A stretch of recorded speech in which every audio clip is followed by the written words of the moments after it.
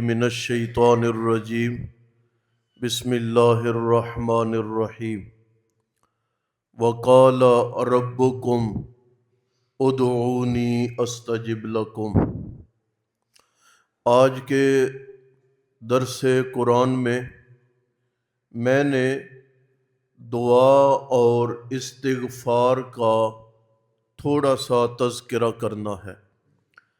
نہ تو ہم دعا کے منکر بیٹھے ہیں اور نہ ہی استغفار کے کہ مجھے بہت زیادہ دلائل دینے پڑے یہ بات منوانے کے لیے، بلکہ میں ان دونوں عنوانات کو 2-3 اشاروں میں ذکر کروں گا۔ پہلا،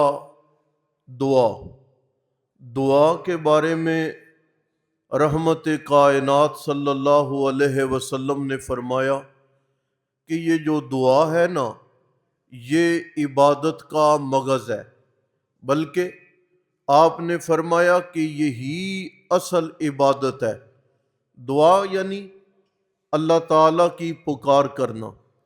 قرآن کریم میں اللہ تعالیٰ فرماتے ہیں قال ربکم، تمہارا رب تمہیں کہہ رہا ہے ادعونی، مجھے پکارو، استجب لکم، میں اللہ تمہیں پکارنے پر جواب دیتا ہوں، خالی نہیں چھوڑتا۔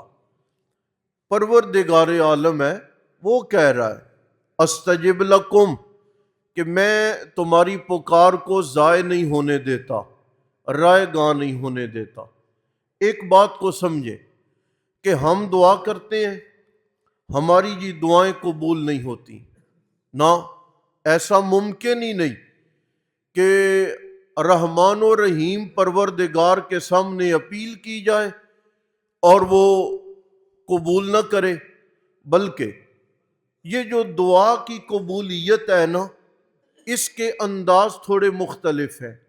آپ سنتے جائیں۔ ہم نے ایک چیز مانگی، اس نے وہ چیز عطا کر دی، دعا قبول ہو گئی۔ ہم نے مانگا، اس نے وہ نہیں دیا، اس کے برعکس کوئی اور بہتر چیز دے دی، تب بھی دعا قبول ہو گئی۔ وہ بھی نہیں دی، کوئی مصیبت آنے والی تھی، اللہ نے ہماری اس دعا کے بدلے میں اس مصیبت کو ٹال دیا، روک دیا، تب بھی ہماری دعا کیا ہو گئی ہے؟ قبول ہو گئی ہے۔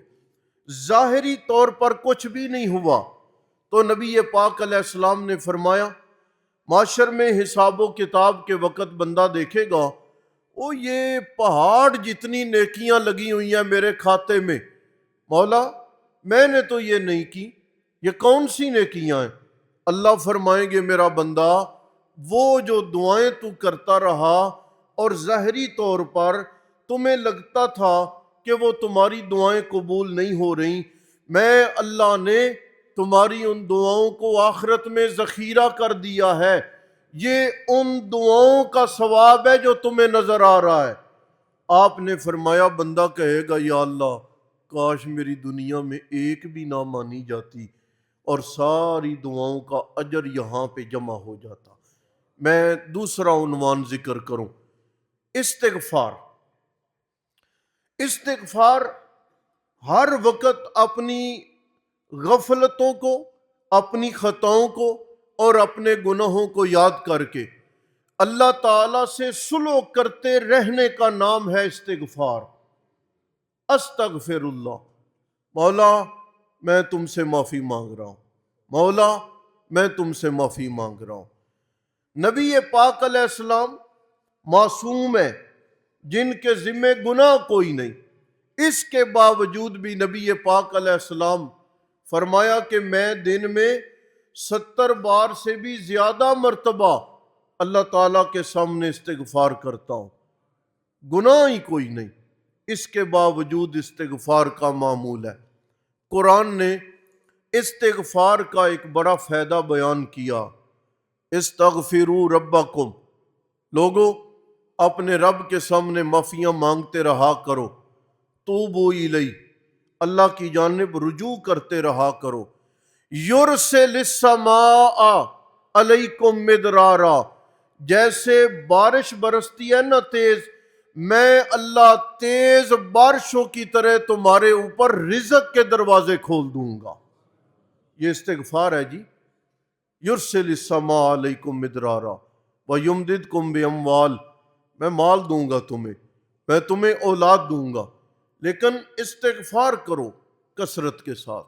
آخری بات میری سنیں، یہ پروردگار عالم ہیں، ان کے سامنے ہماری جو استغفار ہے، ہم گناہوں کی معافی کرتے رہتے ہیں، مولا گناہ معاف کر۔ اللہ نے ایک لفظ بولا، وَهُوَ الْغَفُورُ، اللہ مغفرت کرنے والے ہیں، الودود، اللہ محبت کرنے والے ہیں۔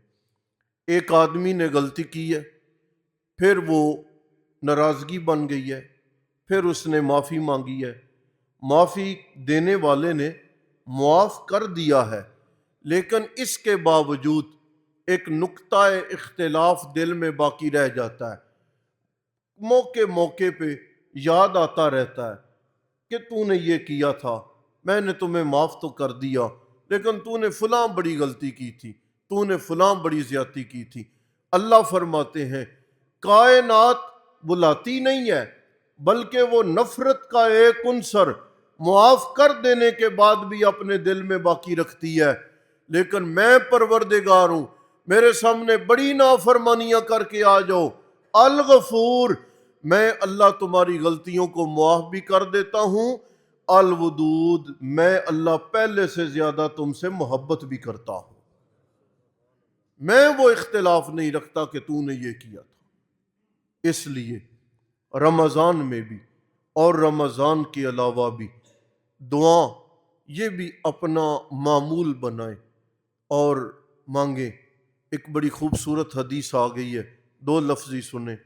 آپ نے فرمایا ایک بندہ دعا کرتا ہے، مانگتا رہتا ہے، زہراً دعا قبول نہیں ہوئی، چھوڑ دی، کہتا ہے کیا مانگ کے کرنا ہے۔ ایک زمانے کے بعد پھر خیال آیا جی چلو مانگو تو صحیح نا، مانگنے سے نہیں دیتا تو بن مانگے کیا دے گا، چلو مانگتا ہوں، پھر مانگنا شروع کر دیتا ہے۔